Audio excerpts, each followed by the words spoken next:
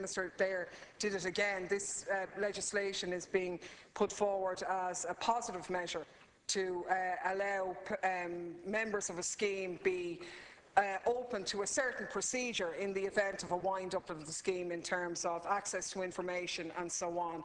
And the High Court has been put out as a sort of an accessible mechanism for members of the scheme. The point in the amendment that I'm putting forward is that experience has shown that it hasn't been.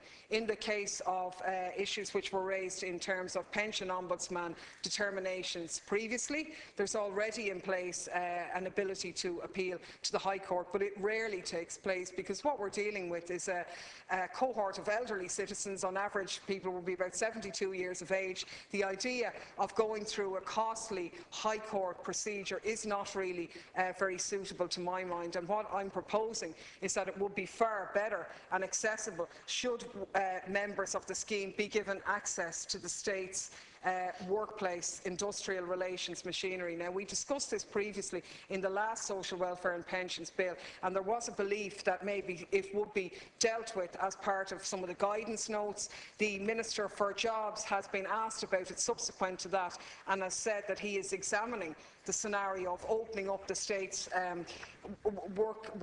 labour court mechanism.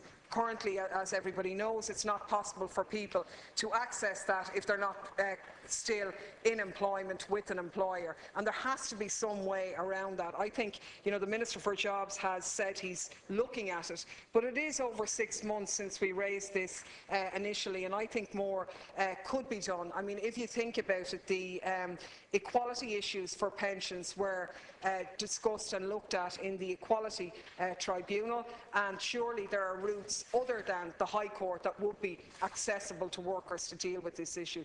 The other part of it is, of course, the one that already in law, trustees are obligated to consult their members, but the groups of existing retired staff and deferred members do not have a recognised collective voice.